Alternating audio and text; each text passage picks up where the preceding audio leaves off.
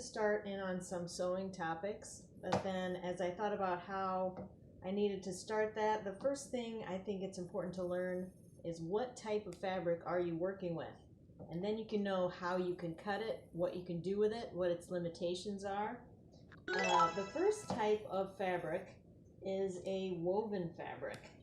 And if you've ever seen a loom, woven fabric has threads that run this way and threads that run at 90 degrees to those threads. They're all woven through them this way.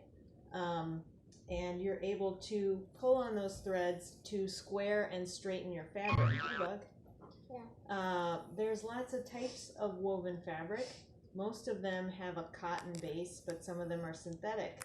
This is flannel, not to be confused with fleece.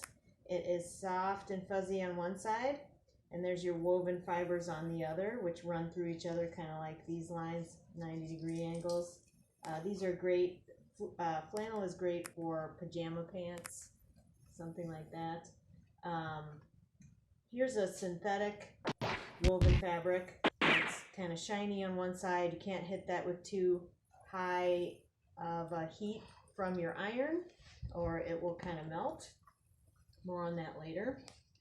This is a cotton tapestry, kind of home decorator fabric. It's a thicker cottony fabric. We use this to make curtains for Ruby. She wanted curtains to cover the space under her loft bed.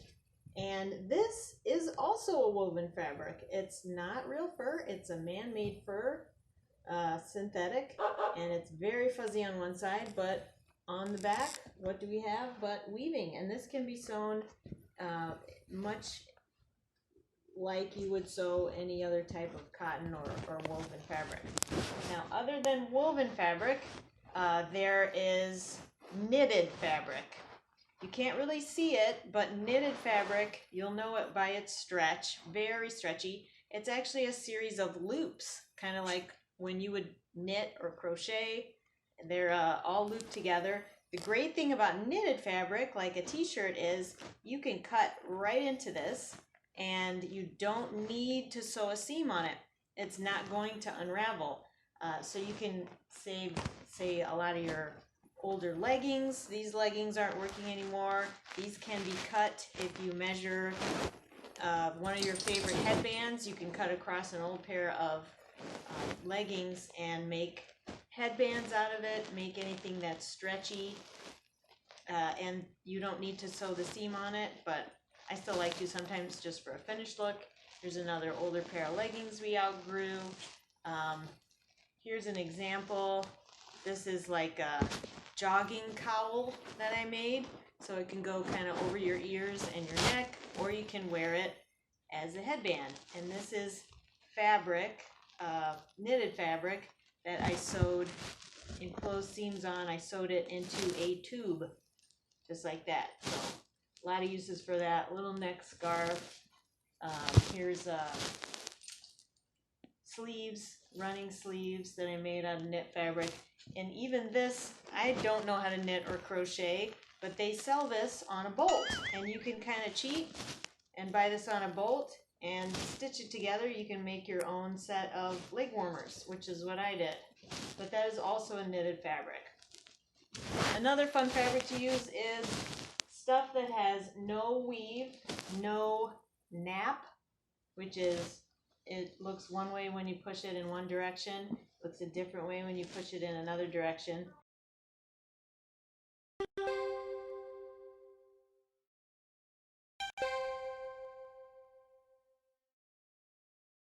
This is what? Just fabric? Felt. This is felt. Felt is fun because you can cut out shapes out of it, glue them onto other projects like for eyes or noses. But you can also sew with it, and it doesn't matter how you cut it, because felt and one of our favorites, fleece, is actually made by kind of spraying it on, kind of like you would spray insulation in walls, and you can cut it in whatever direction you like. And again, it doesn't usually unravel. And we're going to show you one fun project to use with fleece and make, I can't hear you whispering at me, our next video will be of one of these fleece blankets and a tutorial for how to do that.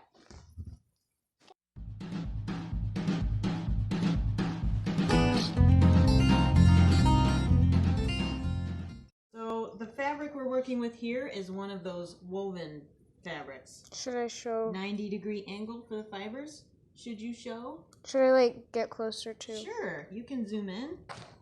This is a curtain I'm making for Ruby according to her specifications, which is to have it be kind of starry on one side and Foresty on the other. foresty on the other. And the reason for that is it's going to hang in front of the space that's under her loft bed. So it's going to be like her play area.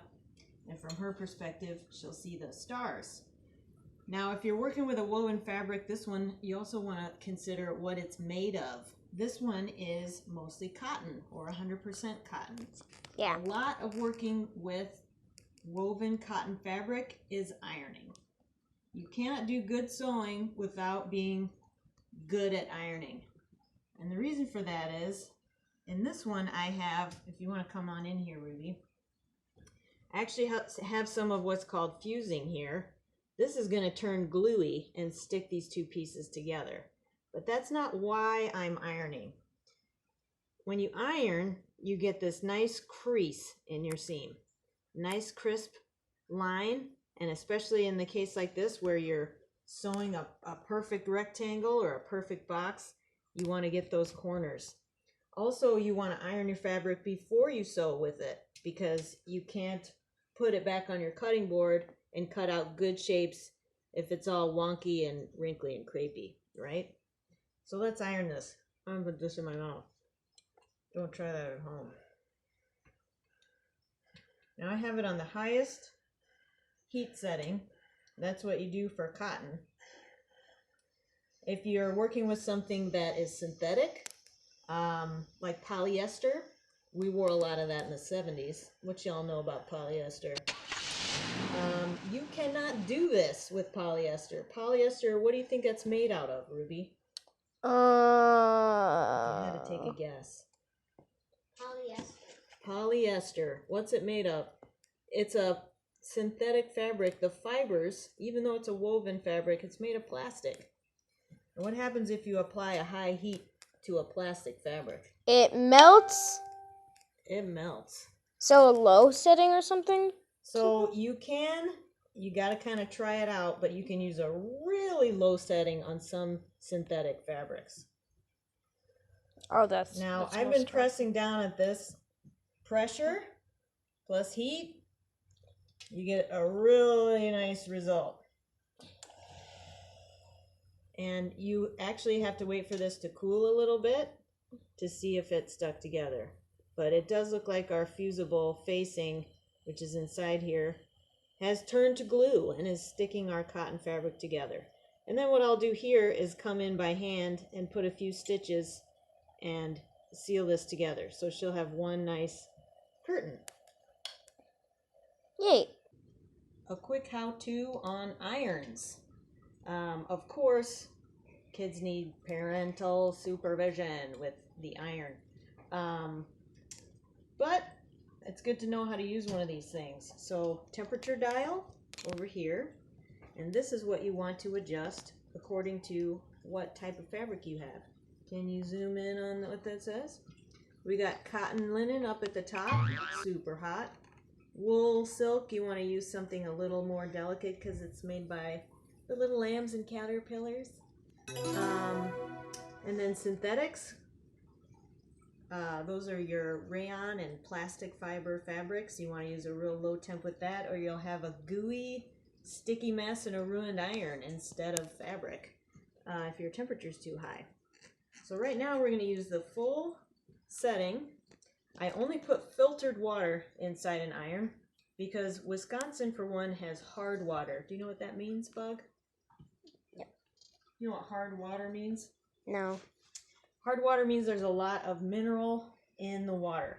So when you put hard mineral inside your iron again and again and again, you'll get some white flaky stuff like a salt happening here. It'll get on your fabric and eventually it'll probably ruin your iron. So this is filtered water, it goes in the top and you can't rush it. And when you're using a high temperature and a high steam like I am right now, it doesn't last very long. You do a big-ish section of fabric and then you're gonna have to fill it again. Luckily we have a reverse osmosis and it comes right out of our tap. So then you got your temperature dial, and then in here is also your steam settings. Some things you might do, like certain patches or things you might follow the directions for, might say use a dry iron. That means they want you to turn the steam off. But for this one, I am using this interfacing in this cotton fabric, and I want maximum steam. Now we know it's on. Irons heat up very quickly, and it's got two functions here as well. This one is steam, for a little burst of extra steam, and this one is spray. So I could actually spray water on my fabric with that one. But I'm putting it down, and the main thing with an iron is you have to kind of learn how long to keep it in place for. Too long and you might scorch your fabric. Not enough time in place, and the gluey interfacing we're using will not have fused yet. And I just want to go a little ways here. I'm pressing down.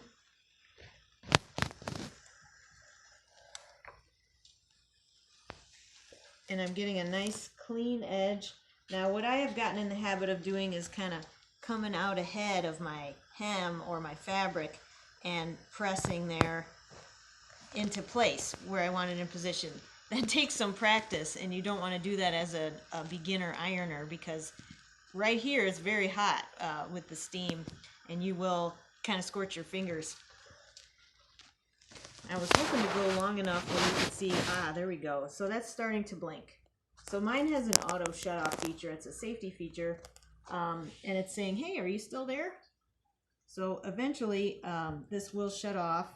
It might not shut off before your fabric is scorched, but what you want to do is that. When you pick it back up, it'll keep it hot. Restart it again, and the flashing light has stopped.